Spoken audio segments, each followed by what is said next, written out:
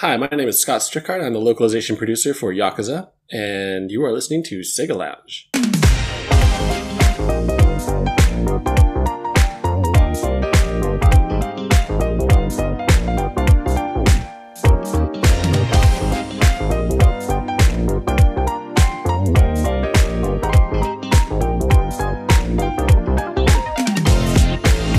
Welcome to the SEGA Lounge, a podcast dedicated to our love for all things Sega, be it the games, the music, or the community.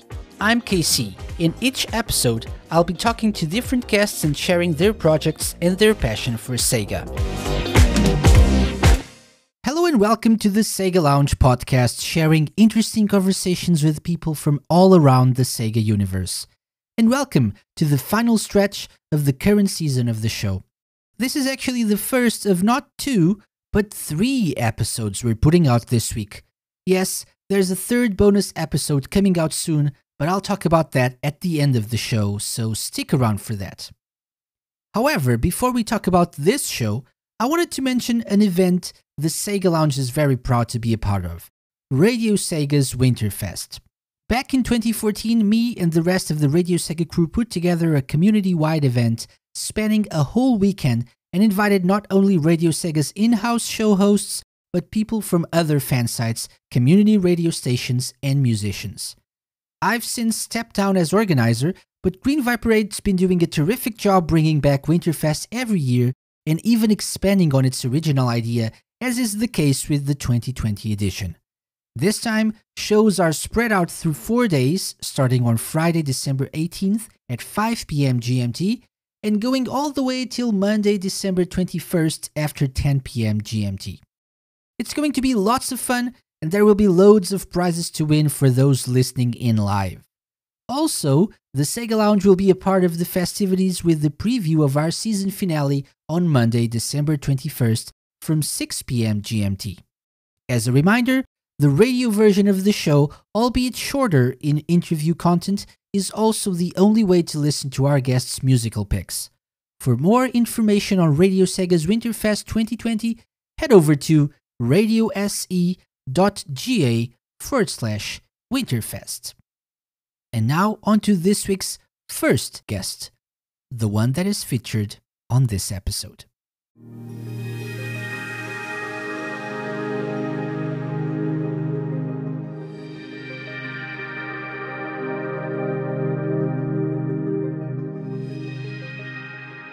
This week, I'm thrilled to be joined by Scott Strichart, localization producer of the Yakuza series at Sega of America.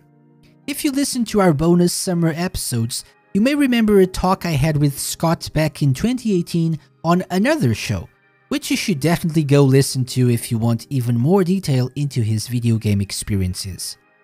This time, however, it was great to have him on for the full lounge experience. Listen as he discusses working closely with RGG Studio and the process behind localizing Yakuza Like a Dragon and much more. We'll also find out if he is indeed worthy of his Twitter bio title of Patriarch of the Yakuza localization family in another challenge that is not for the faint of heart.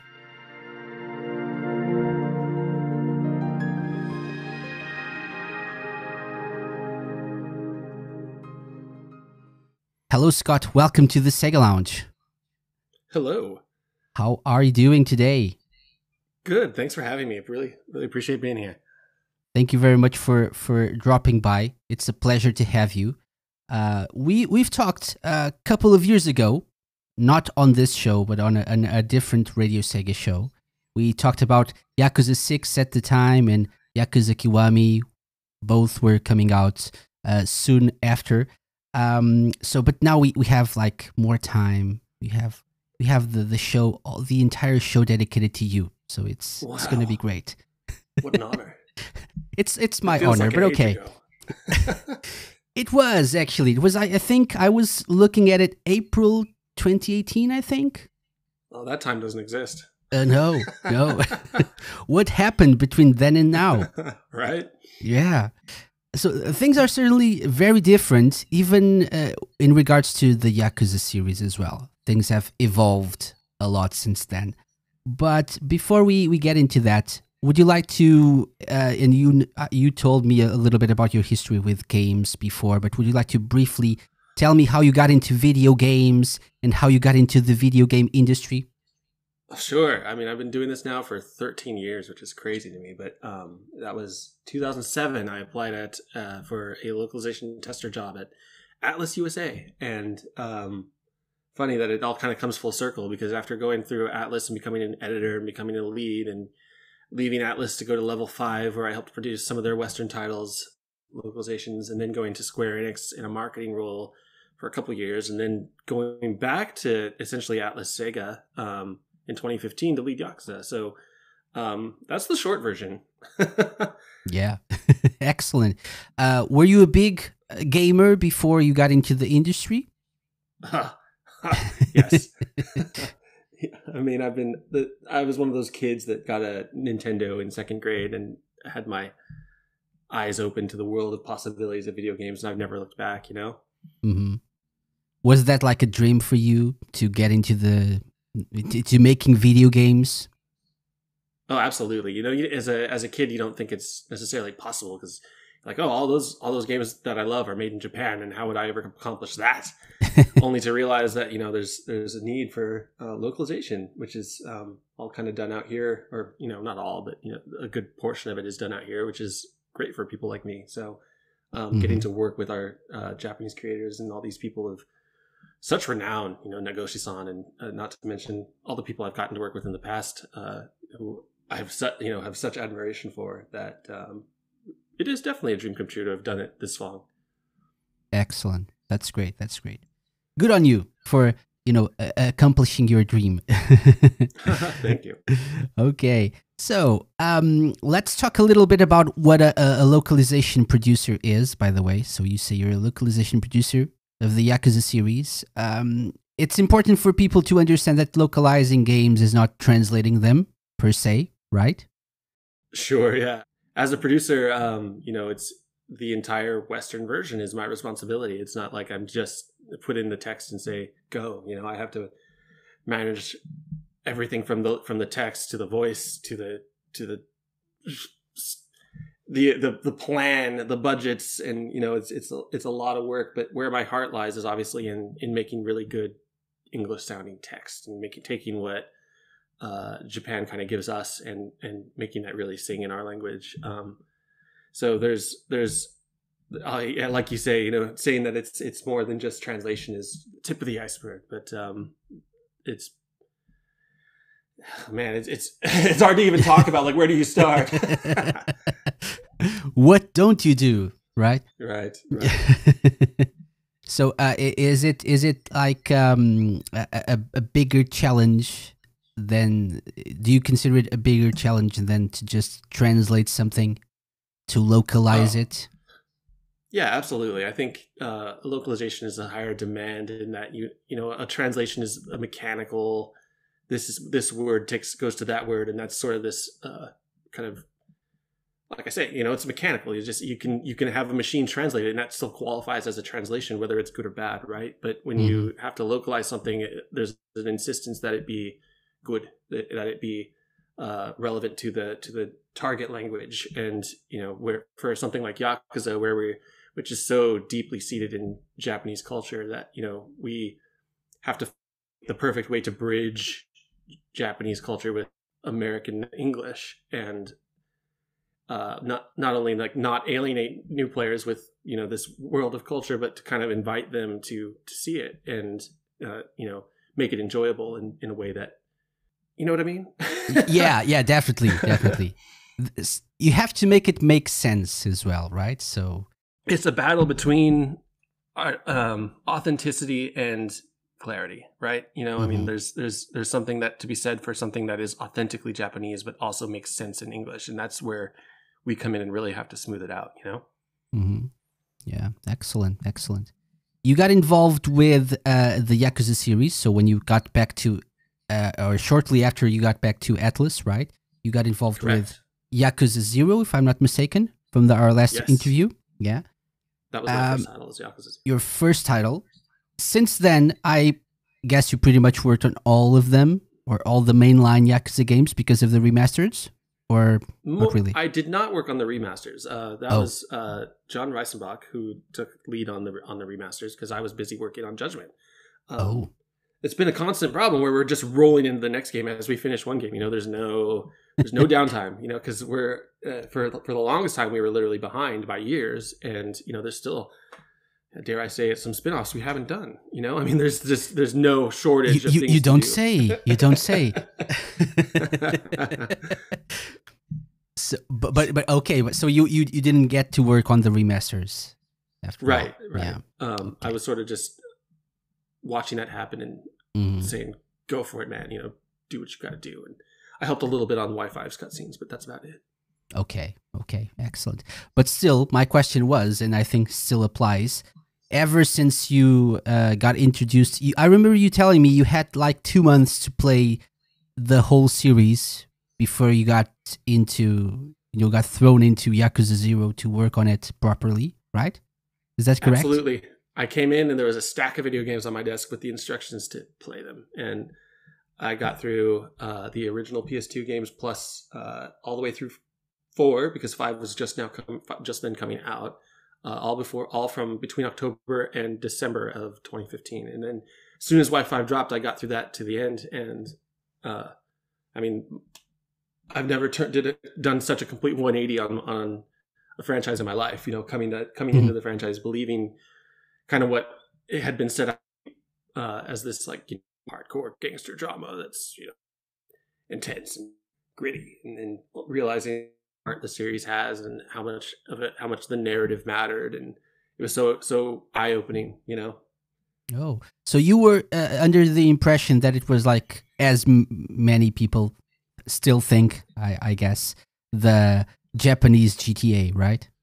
Right, which is, you couldn't be more wrong. Exactly. It is not GTA, and that's a common misconception that, to be honest, we didn't help with the way that we marketed and the way that we kind of talked about the game from out of SEGA prior to kind of changing hands with Y5, Y0.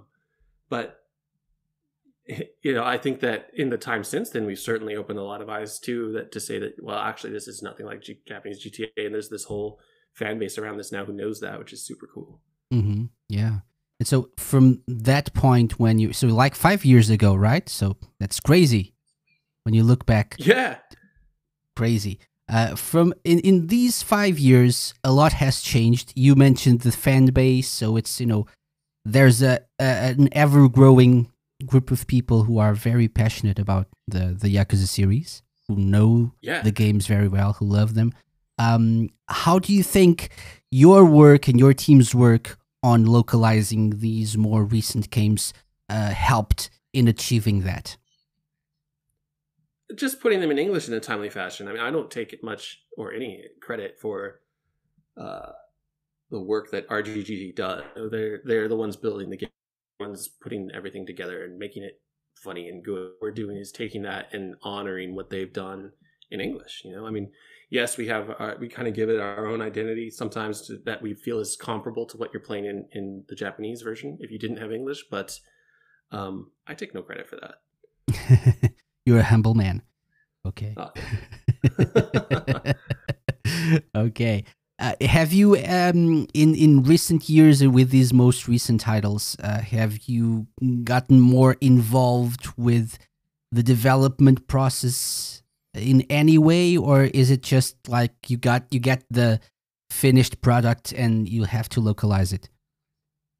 We've gotten, over the years, we've certainly built a rapport with them. We've gotten to know them better. It's not just some fresh localization team that's taking over this game every time. It's been me working on the last 6 games. And so as we've kind of caught up, we've been starting earlier and earlier. We're starting to localize the games long before they're out of development. And even though, I draw the line kind of specifically, we're not influencing development. We're not here to tell them how to build games. We simply kind of look at the text as it kind of comes in and ask questions about it. But we also kind of weigh in on that's not to say that the localization team is specifically responsible for this, but they listen to critical response. They listen to fans. They listen to, Westerners too, in the sense that what succeeded and what didn't, That's Mm-hmm. important part of game development for any game developer. So that's not to say that the West doesn't have its influence.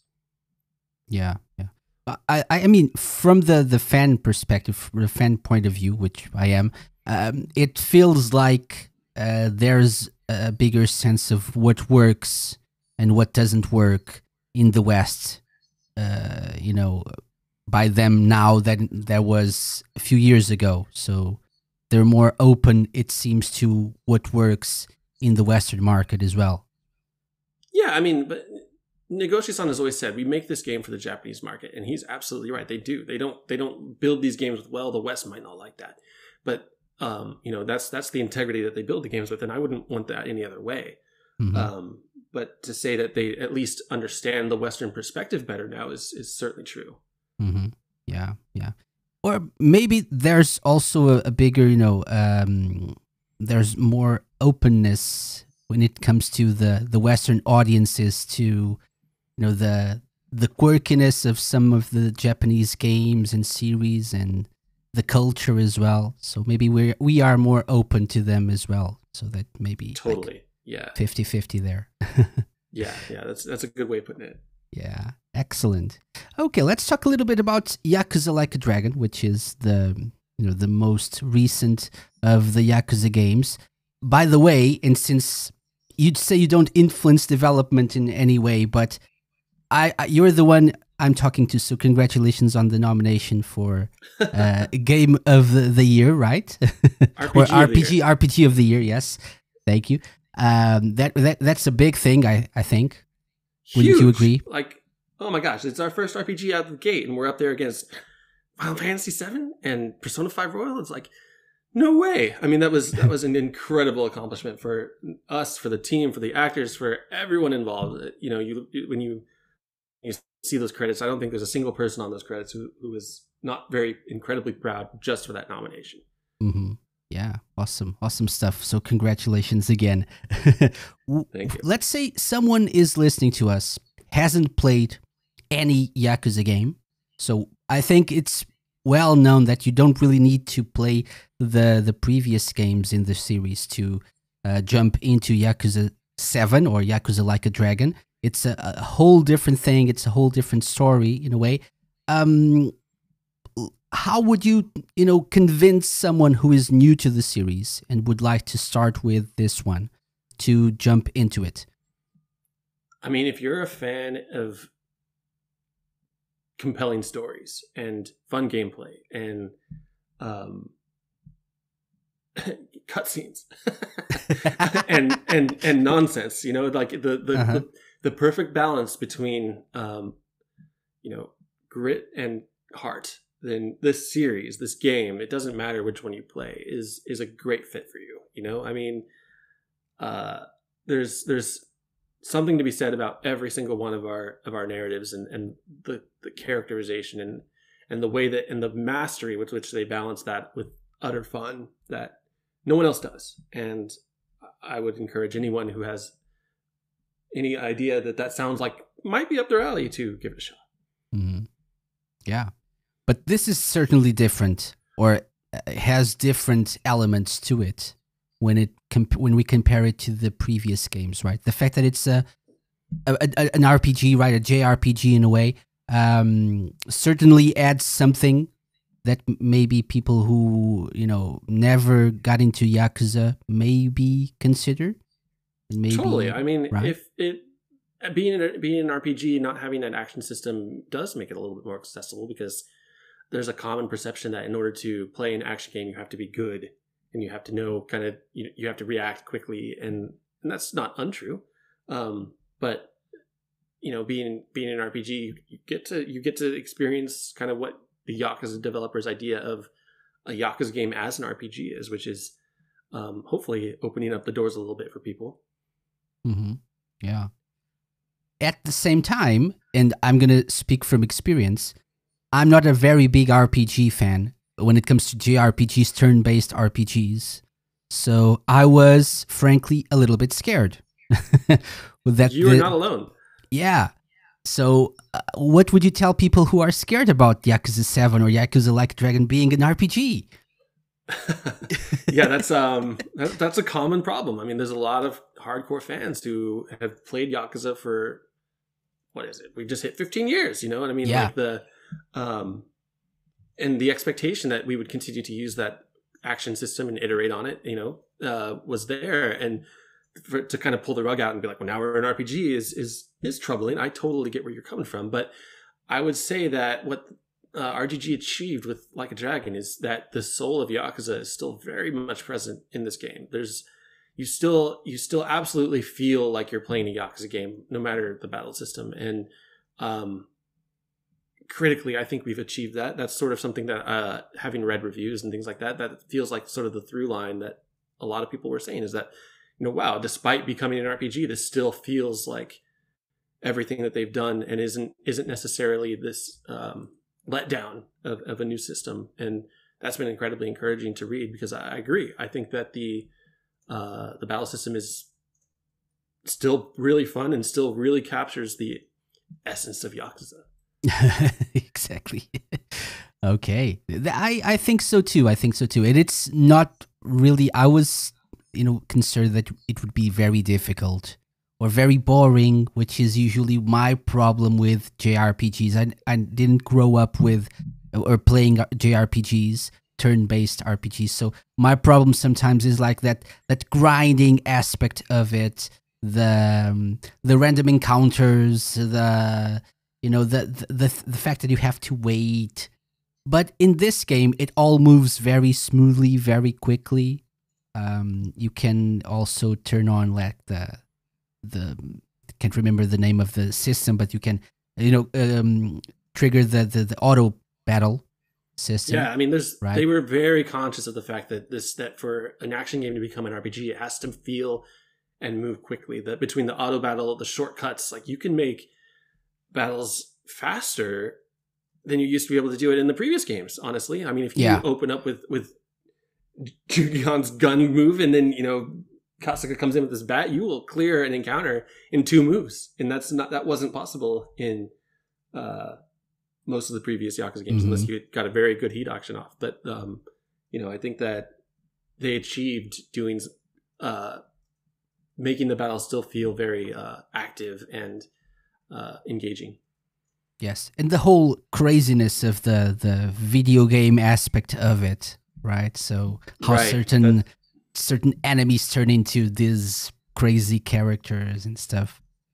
Also, you're never not surprised. You get into a battle and you're like, "Wow, this is absolute nonsense." The look of the enemies, the moves they're using, the little text pop-ups. It's absolute nonsense, tomfoolery. It's great. So you actually want to get into battle because you want to see what that random character that you encounter in the street will look like, will do, right, in battle. So that actually is very engaging. Yeah. Excellent. Were there any specific challenges regarding the localization process of this game when compared to previous ones? I've noticed that with each game, there's more and more dialogue, more and more text. So that's probably one of the challenges, right? Yeah, there's just the sheer scope and size of these games is massive. Being an RPG, it adds this extra layer too, where previously there weren't all these status effects, and so you've got all this text for, hey, this character is now poisoned, this character remains poisoned, this character has cleared his poison. Or, then you've got not just one main character, but 6 party members who all have their own unique barks, their own unique jobs and things that they do. And so everything that you've got is multiplied 6 times over, so it's massive. That's nothing we weren't prepared for. I think, as SEGA, as Atlas, we're very much in tune with the JRPG life, and, just getting to apply that experience was pretty cool too. Mm-hmm. Excellent. Very good. I think it shows the care that you guys put into localizing these games shows, at least for me. I would hope so. Yeah, so it's very good to be able to play in. I've actually, I don't know if you know this, have people been talking about this? How many, in terms of like a percentage of players have been using the Japanese voices versus the English voices, for example? Do you know this at all? I don't know it yet for Like a Dragon, but it's been an interesting roller coaster for that because when we announced the dub, I think a lot of the hardcore fans were like, "This is blasphemy," and we did all the marketing with the dub because we had that kind of confidence in it, and then it comes out and people are like, "Hey, this dub's pretty good," which is the best you can hope for. It's absolutely fair that you want to play it in Japanese. You're used to these characters, you're used to that feel and that style, and for us to come out and be like, well, here's an option, certainly threw people for a loop, but the quality of the dub and seeing the way that people have reacted to that, especially some of those ending scenes, has been really great for us because it feels validating that it was worth putting in the effort to make it really good. Mm-hmm. Yeah, I've been playing with the English dub, to be honest. Oh, yeah. So I thought about using the Japanese voices because, tradition. Yes, that's fair. But these are new characters, so I thought, well, let's give this a shot, and I'm loving it. So that's awesome to hear. How far are you? I'm not very far because I keep getting sidetracked, as I always do with Yakuza games. So I will try to. I'm trying to record a review as well to go along with this interview. Spoilers. Right on. And so I'm going to have to actually try to beat the game until next week when this will air. So I want to complete it by then. I'm in chapter 6 only, and I've been playing for a while. But I get sidetracked a lot, as I usually do with all Yakuza games. With all classic the Yakuza game problem. I mean, yesterday alone, I think I booted up the game. I played for like 3 hours at night, maybe a little bit less. But my goal was let's advance through the story. Let's complete at least another chapter. And I didn't advance anything at all. I just completed a lot of side missions, which were very fun. But when I looked at my watch, ooh, it's late. I need to go to bed. Let's keep this going tomorrow. But it's great. It's great. So yes, I'm pretty much enjoying the dub and everything. The whole English package. Really fantastic. I think you did a great job. Excellent to hear, because considering the amount of effort that goes into it. Yeah. Were you involved in the voice acting in any way? Of course, you write the dialogues, right? You translate them, you localize them. But were you involved in directing any of the voice actors at all, or? We have a studio who does the voice direction, but that's not to say that we weren't there literally managing that process. So I was at the studio every day from, for 4 to 5 months, and it was a massive undertaking. We were doing the lips, we had casting over 400 unique parts, and it was just it was massive, and getting to work with the voice actors and explaining them to their characters and making sure that everything turned out good. That's all on us, and with the studio being integral to that. So yes, heavily involved in the voice acting segment of this localization. Yeah. Did you allow the actors to have some, I'm assuming yes, because they're actors, but did you allow them to get some sort of freedom to interpret the roles the way they think they would fit the whole narrative? Yeah, there's a give and take there, right? Where it's like, this is how this character, you come into that studio with the Japanese voices in your head thinking you're not going to convert that into English, but then it goes through this, pretty amazing process where the actor says something, it's like, that's not how I thought it was going to sound, but it's actually pretty good.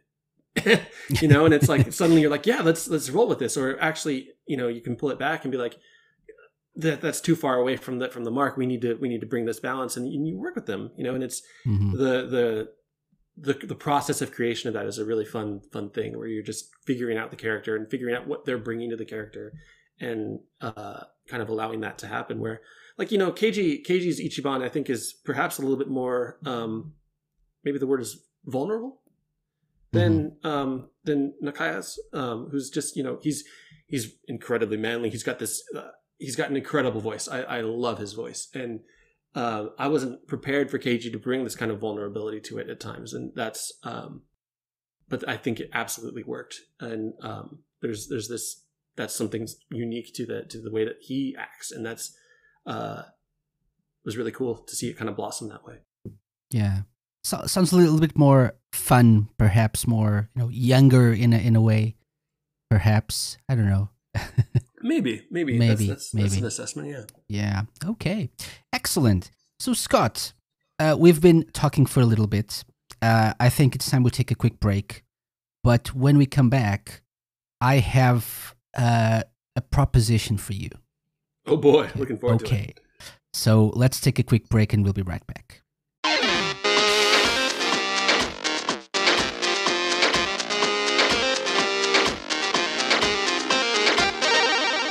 This episode of the Sega Lounge is sponsored by Podpage.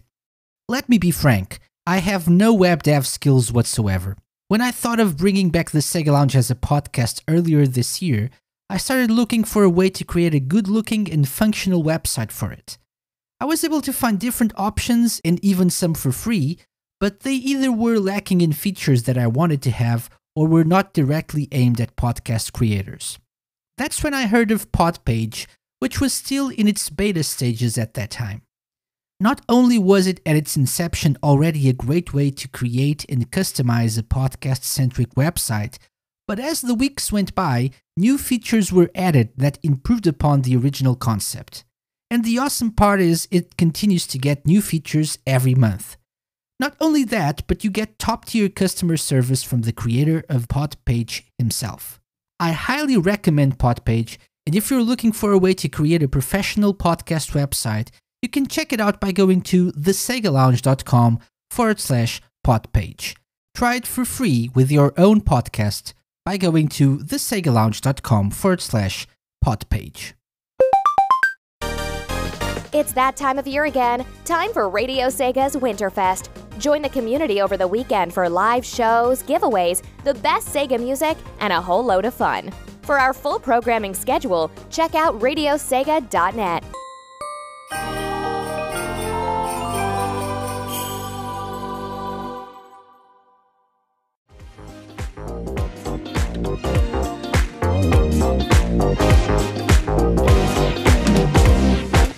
Welcome back. Welcome back, Scott. Not welcome back. Welcome back. Welcome back, Scott. This is the Sega Lounge. We're here with Scott Strichart, the patriarch of the Yakuza series localization family. That's what your Twitter bio reads. So yeah, that's just me having a little fun with it, but yeah. yeah. I totally agree. I think that's a good assessment. The thing is, as I said before we took that break, I have a proposition for you. I'm ready. So whenever people come on the Sega Lounge, they have to undertake the Sega Lounge challenge. Now that you know our guests, it's time to put them to the test. It's the moment we've waited for, and the moment they dread. Welcome to your doom. I mean, welcome to the Sega Lounge Challenge.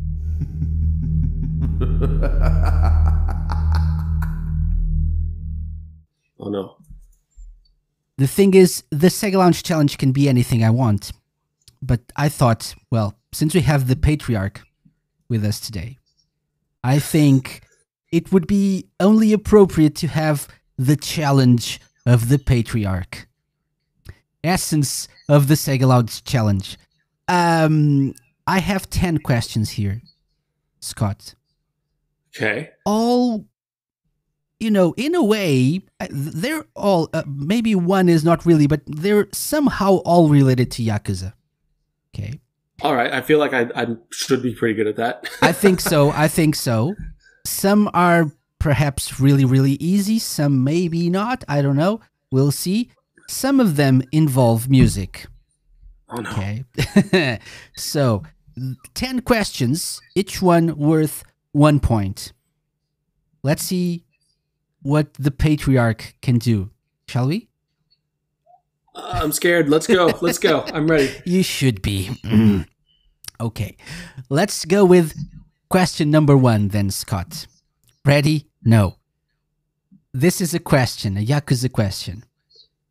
What is the name of Shun Akiyama's secretary and branch Hana. manager of Sky Finance Kamurocho? Your answer is? Sorry? Hana. Are you sure? Yes. I mean, if you are, okay. We can go with it. Yeah. I'm there. Okay. I'm just asking. Yeah. Final I'm answer. Hana. Hana. Yes. So, Scott Strichart, your answer is correct, of course. Oh man, this is so dramatic. I'm like, Yes. could I be wrong? Like you Yes. made me, you made me like you made me doubt my own knowledge. I'm like, oh no, did I get that wrong? Welcome to the Sega Launch Challenge. Whew. Okay. This is tough. Well done. 1 point. Good job. 1 for 1. That's great. Let's go with number 2. Number 2 is a song. So what I want you to tell me is not the name of the song or the title or where it plays. I just need the game. All right. Okay. So this is a 14 to 15 second long clip. Okay.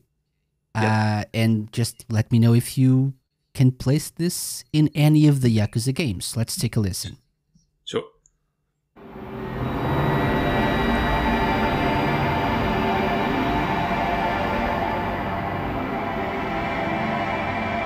That's the title screen of Yakuza 6. I mean, are you sure? That was I think that was too quick. You could be wrong. I could be because in truth, like a lot of this localization stuff, just I go from one title to the next title to the next title, and it blurs in your mind. You know, you're like, wow, because like in literally the first thing I thought, wait, that could be Kiwami, but then I was like, no, that's 6. So I'm gonna say 6. Yeah. No need to listen to that again. No. No, I'm good. Let's go with 6. Yes. The correct answer is Scott. Yakuza 6. It's the title screen. I'm 2 for 2. All right. Yes. I'm not letting down the fans here. You're crushing this. You're crushing this. Okay. Okay. Question number 3. This is the one that I say it's, somewhat related to Yakuza because it's about Nagoshi-san. Oh boy. So I don't know his full history, but I'm in. Okay. I'm in. I think this is not really that hard, but let's take a listen. He's the head of Ryoga Gotoku Studio. I'm not really a Japanese speaker, so let's just say RGG Studio. He has worked on many well-known Sega titles throughout his career. In which of the following was he not involved in any way? Okay. So we're looking for the wrong answer. A. Virtual Racing. B. Sonic Adventure 2. C. Binary Domain. Sonic Adventure 2. So your answer is B. Sonic Adventure 2. Yes. You don't sound that sure of yourself. Right. Like I said, I'm not like a Nagoshi historian, but I know that he worked on Daytona, which is leading me to believe that the virtual racing one was probably somewhere along the same lines. And, sorry, what was the other answer that you had in there? Binary Domain? Binary Domain, I know he worked on. So, because that's like real RGG hours. So, that's Sonic Adventure 2 is my process of elimination here. Mm-hmm. Have you played Binary Domain, by the way? I have. It's a great game. Really love it. Yeah, it's very underrated. It is. Very, very good game. So, the correct answer, Scott, is not Binary Domain. No, obviously.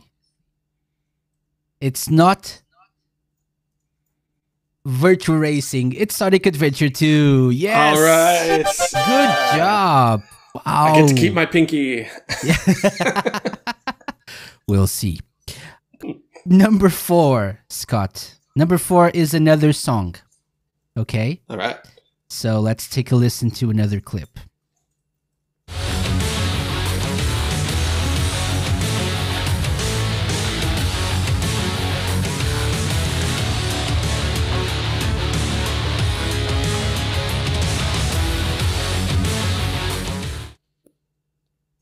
That is Yakuza 0. Without a doubt, hands down, I would never not know where that song comes from.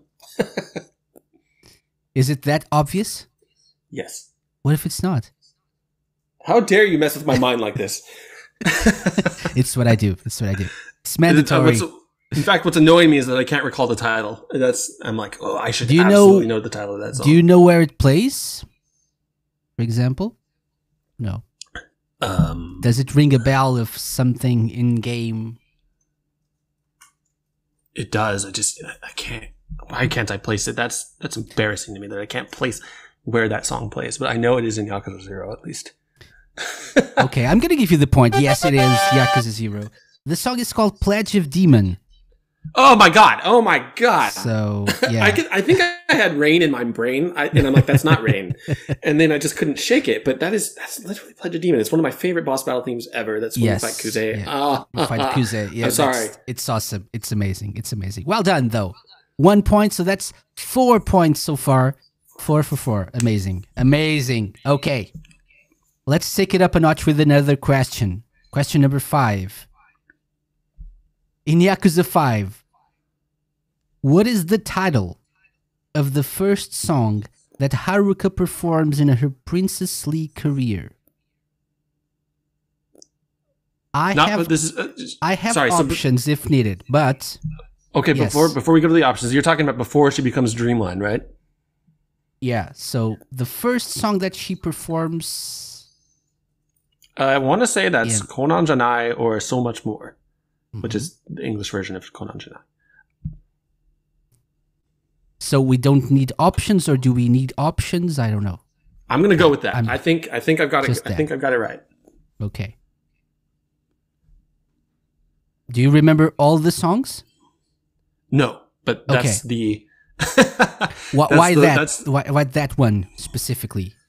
Because if I was going to make trivia. And I was going to make it not super hard, but also not super easy. That's the song I would pick. Are you trying to get inside my brain?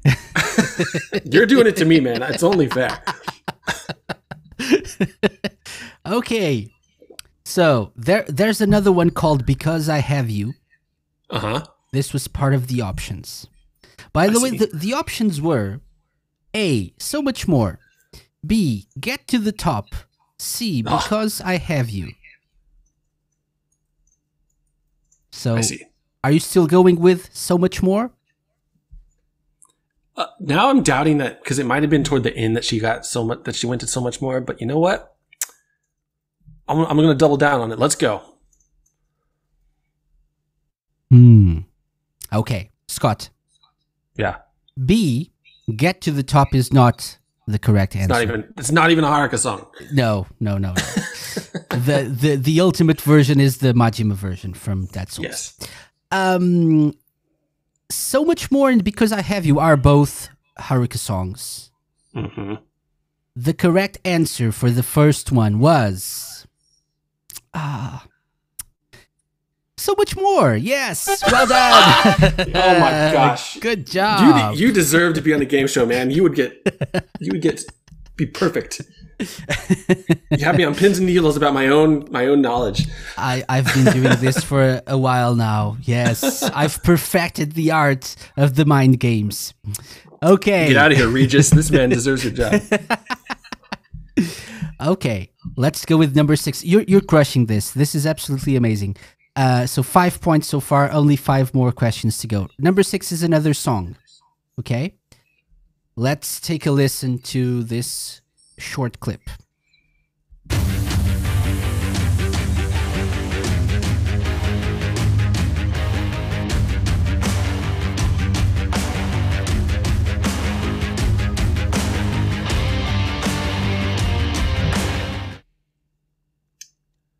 Oh, this might be my first disaster. This is probably the hardest one.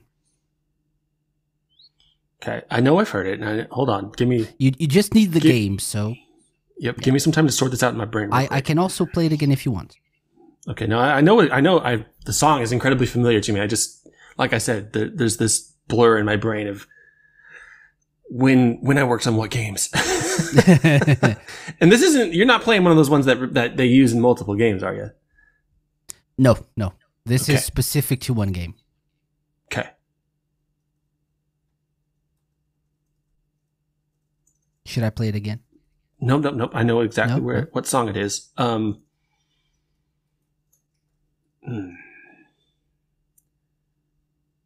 Is it Kiwami 2? I'm going to go with Kiwami 2, and this is probably going to be my first wrong answer. Why, by the way? I think it sounds like one of those ones. Like I'm thinking that it's a Majima Construction-ish like setup song. And if not, if I'm wrong, it could actually be Yakuza 6's Clan Creator setup song. But you've already used Yakuza 6, so I'm going to go with Kiwami 2. So, last chance. Do you want me to play it again? No? Are Nope, we going nope, with I know that? the song. I'm going to I know lock the it in. song. Yes? Mm-hmm. So, your answer is Yakuza Kiwami 2, right? Yeah. Okay. When I tell you what the track is or where it's from, you'll know the game right away. Uh-huh. Your answer is, though, incorrect. No! This is Dragon Kart. Oh, it's this. I knew it was a setup song. I knew it was something where you're like literally setting things up and Yakuza Like a Dragon. Yakuza Like a Dragon. Yes, Yakuza Like a Dragon. But no worries. Still, 5 points in so doing great when we have four more questions to go. Let's go with number 7. All right. Okay, it's a question again. Yakuza 0. So you got this. In Yakuza 0, we meet a female character who turns out to be Tachibana's sister. What's her name? That's a giant spoiler, man. That's a giant spoiler. I'm assuming people have played this already. If not, forget what you just heard. She is not Tachibana's sister. I'm right? kidding. That's Makoto. For sure. Yeah.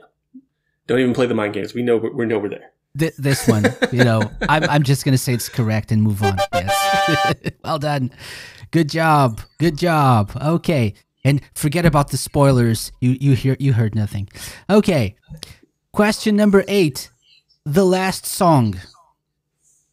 All right. I think this is the easiest one. Okay. All right. Let's take a listen. Oh, come on.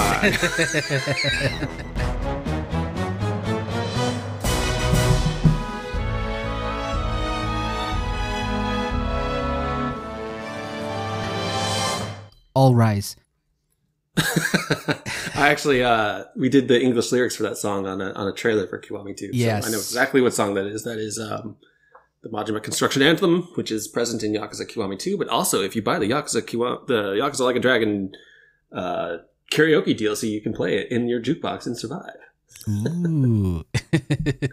So, you're right. What can I say? Good job. That's another point for you, which means 7 points. 7 points with 2 more questions to go. Let's see if we can get 9, right? I think we can. I think so. We've got this. Question. So, next 2 are questions. So, number 9.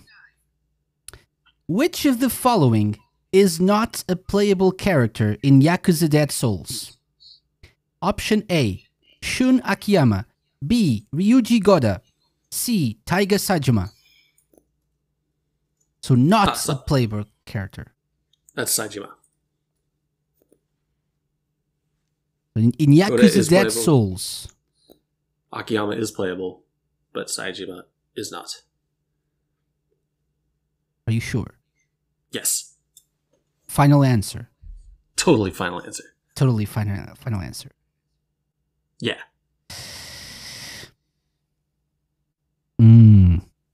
Scott Strichart, your answer is absolutely correct. Of course. Thank you. Yes, of course. Okay. And I have an admission to make. I've never played Dead Souls. I have it. I just, because it was not canon, I skipped it, and I need to absolutely go back and do that. But I've just never found the time. This is Dead Souls was the first game I've played in the series. Believe it or not. And you stuck around. That's amazing. Yes. because they mention people and things. I was laughing all the way through, and then I thought I need to, check out the rest of the series. And I went with 4, which was available at the time. See, that's the right attitude for playing Dead Souls. You just got to go in expecting the fun and not take it too seriously. Yeah, exactly. Okay. Final question. This is, I think, the hardest one. But, you're the patriarch, so maybe you'll just think this is too easy. So question number 10. Scott, are you ready? I am. Are you ready? Okay. In Yakuza and Yakuza Kiwami, we learn that the florist's son is involved with a girl who also happens to be the daughter of the head of the Atobi family. Yes. What do you think the question is? Are you going to ask his name? Whose name? The head of the Atobi family? Or the Atobi family patriarch. Actually, the question is, what is the name of the girl? What is the girl's name? I have 3 options if you need them. Oh, you have options? Yes, I please. have. I need them options. for this one. Okay. I'll know it if I hear it. Option A, Kyoka. Option B, Akemi. Option C, Mariko. Kyoka. Why? Because I localized that game and I remember it. So you're saying Akemi and Mariko aren't names? Akemi is a different Could it character. be? I don't remember who Mariko is, but not her. You sound pretty sure of yourself. I'm pretty sure. Yeah. You're pretty sure. So is there any way I could make you change your mind? No, I want that point, man. What if you're wrong? And well, I'm then I don't helping? get the point. I could be helping. You have proven throughout these 10 questions you are not helping. Your answer, Scott Strichart, for glory, is correct. Of course, Yes. Kyoka. So that makes it 9 points. Amazing. Good job. If only we didn't have that Dragon Kart song there, we would have gotten a perfect score. That's, And I have to say, I'm still sitting around angry but at myself. I have to say that this is a very good score, considering our history. So well done. That means you get the official, something I will send to you via DM, the official Sega Lounge seal of approval. It's a real thing that you got there right now on your Twitter TM. So enjoy. Excellent. I will post it shortly. So this is our seal of approval. Okay, Scott, thank you very much. You've been a great sport. I only have a couple more questions. One of them being, we've just heard last night an announcement regarding Yakuza Remastered Collection coming to Xbox and Game Pass and whatnot. How excited are you to maybe have more people enjoying the game and new people actually being able to try these games for the first time? Totally. I mean, we left them off on Kiwami 2 and we're like, okay, now, that's not the end of the series, and so, which is funny because, in the actual release order, 6 came before Kiwami 2, but you can tell that we were trying to do it upright by making sure that you played it in order and, putting out putting them out in release order. So getting the remasters out was so key to being able to finish the franchise, and then throwing 6 in there at the end is awesome. So you'll finally be able to play the whole Kiryu Saga on the other platforms, which is amazing. And if you've been sitting through having done Kiwami 2 and you're like ready for the next bit, like, man, here it is. You're in for some fun. Yeah, definitely. Very good news that we got yesterday. If you have an Xbox and you have Game Pass and whatnot, or a PC, you can also now explore the world of Yakuza, from start to finish. Okay. Finish the saga, exactly. Okay, another question. When are we getting Ishin? No, I'm kidding. I'm not going to ask you that question. No, the actual final question is the same that I asked all my guests. Are you familiar with the concept of blast processing? Yeah, that's the number one driver of the Genesis, I believe. It's exactly. Exactly. It made it more powerful than the competition. Yeah, absolutely. We do what Nintendo don't. Exactly. So the question is, if you could add blast processing to anything in the world, what would it be and why?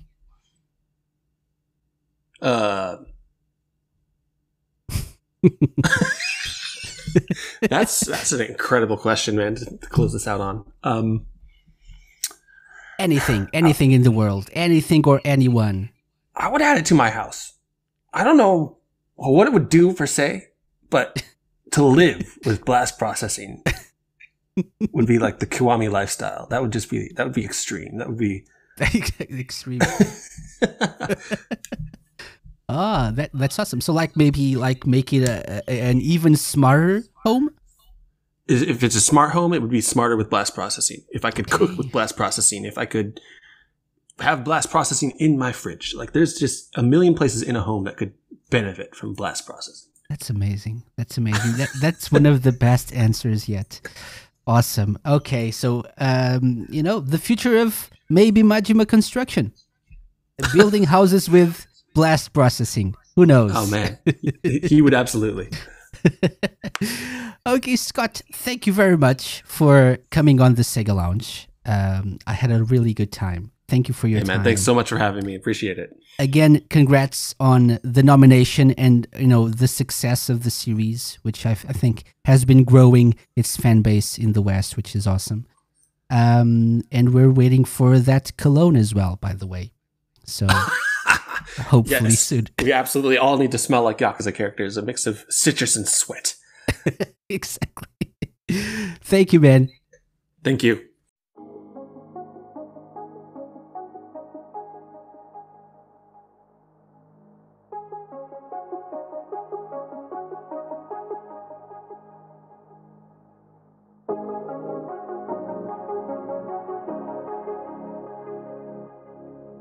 My thanks to Scott Strichart for coming on the show and being such a great guest. Really enjoyed recording this one. I would also like to thank the lovely Sarah Wellock of Sega of Europe and Aaron Williams of 47 for their help in setting this up. And since we're on the subject of Yakuza, I have another bit of news for you. Remember that bonus episode I promised earlier?